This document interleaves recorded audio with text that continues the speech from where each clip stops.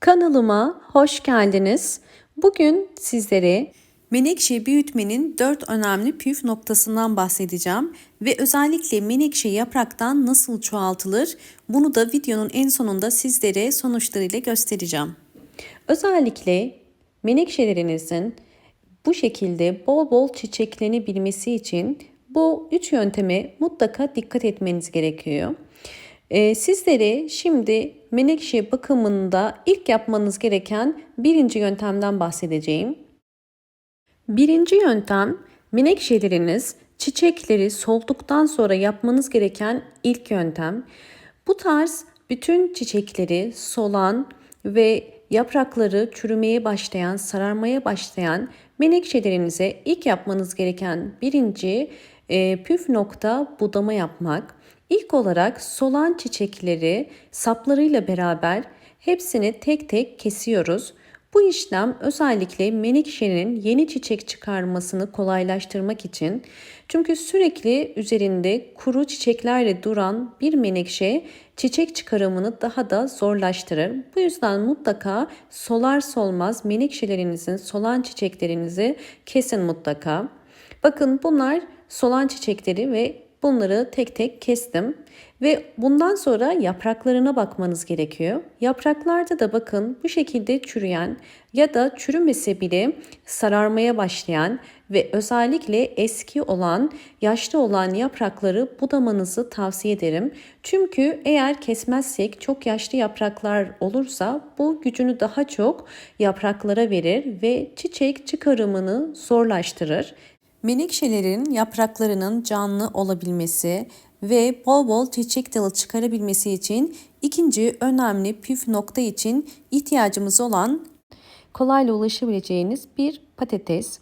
Özellikle patates kabuğunu kullanıyorum.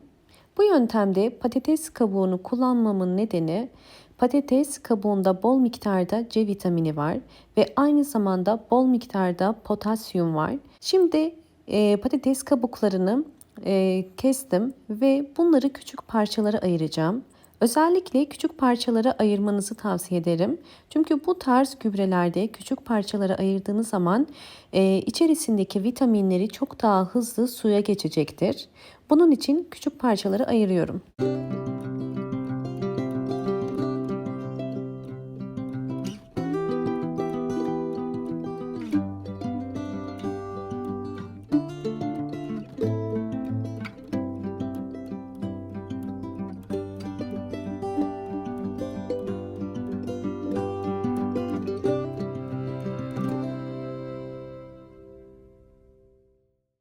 Küçük parçalara ayırdığım patates kabuklarını cam bir şişenin içerisine koydum. Üzerine kaynar su ilave ediyorum. Kaynar su çok daha hızlı vitaminleri suya bırakmasına yardımcı olacak. Üzerine bir kapak ya da bir streç ile bu şekilde kapatın ve bir gece dinlendirmek için bekletin. Şimdi ikinci tarifimize geçiyoruz. Bunun için sarımsağa ihtiyacımız var. Sadece bir diş sarımsak kullanacağım. Sarımsağı kabuğuyla beraber küçük yine parçalara ayırabilirsiniz. Sarımsak içerisinde yüksek oranda antioksidan özelliği var ve antioksidan özelliği sayesinde böcek ve sineklerden, hastalıklardan korunmasına, sağlıklı, daha güçlü yapraklara ve çiçeklere sahip olmasına yardımcı olacak. Şimdi doğradığım sarımsakları yine bir cam şişenin içerisine koyuyorum ve üzerine yine kaynar su koyup bir gece dinlendireceğim.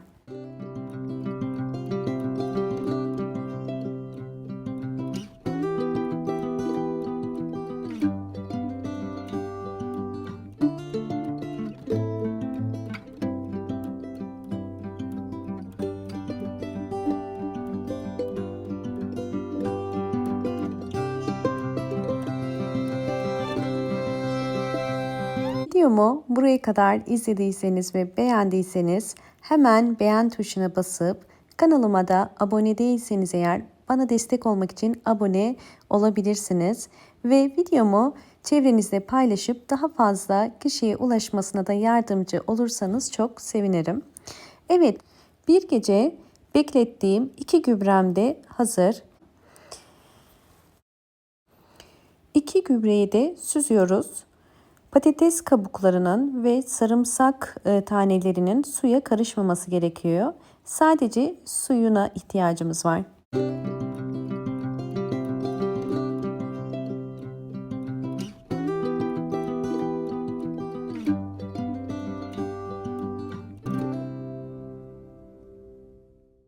Sarımsak suyunu ve patates kabuğu suyunun üzerine 200 milim çeşme suyu koydum ve bunu menekşelerde nasıl kullanacağımızı göstereceğim. Çiçeksiz menekşeleri bu karışımdan 8 yemek kaşığı kadar verebilirsiniz. Menekşe bakımında çiçek açması için mutlaka sıvı bitki besinlerini dönüşümlü olarak vermeniz gerekiyor. Ve menekşe toprağı ıslanıncaya kadar bu sıvı bitki besinlerinden verebilirsiniz. Ve diğer önemli bir püf nokta, menekşe sulama yaparken kesinlikle direkt menekşenin gövde kısmına su dökmeyin ve gövde kısmına su girmemesi gerekiyor. Yoksa gövdede çürümeler başlar ve yaprak sararır. Her zaman kenardan su vermeye çalışın. Menekşelerde kök çürümesinin en büyük nedeni fazla sulama ve yanlış sulamalar. Bakın, ya da ikinci yöntem olarak bir saksının ikinci saksı kullanıyorsanız içerisine gübre ya da suyu koyup menekşeyi direkt içerisine oturtmak. Böylelikle gövde kısmına direkt su girmediği için menekşelerde çürüme olmaz. Bu karışımı ayda bir kere vermeniz yeterli. Menekşemin gelişimini sizlerle zaman içerisinde tekrar paylaşacağım.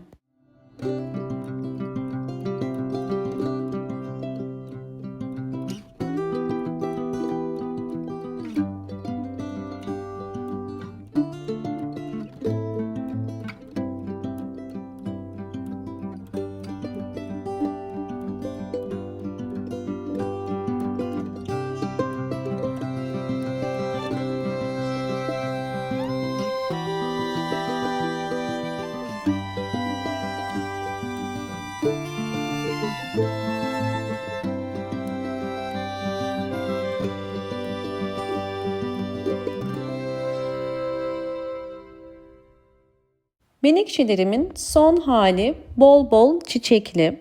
Bunun için 3. metottan da bahsetmek istiyorum. Bu çok önemli bir nokta, bol ışık alması. Bunu her videomda genelde bahsediyorum.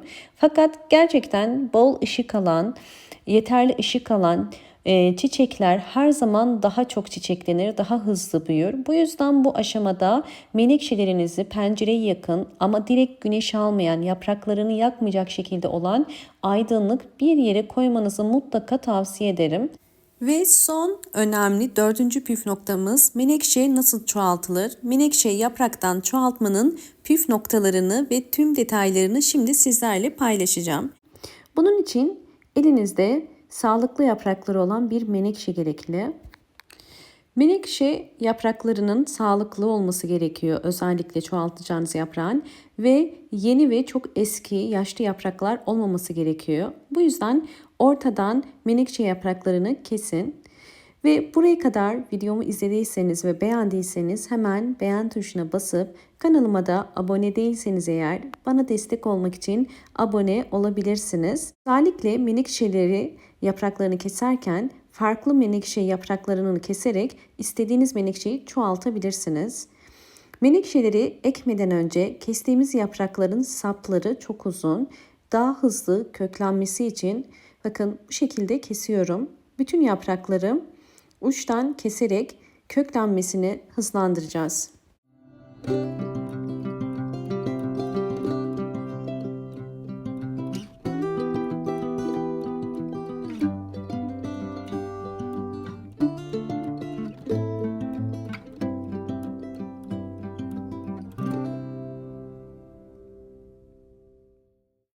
Bu şekilde sadece yaprakların sap kısımlarını toprağın içerisine koyuyoruz. Toprağınızın da torflu, suyu geçirebilen bir toprak olması önemli. Diğer bütün yaprakları da aynı şekilde ekeceğim.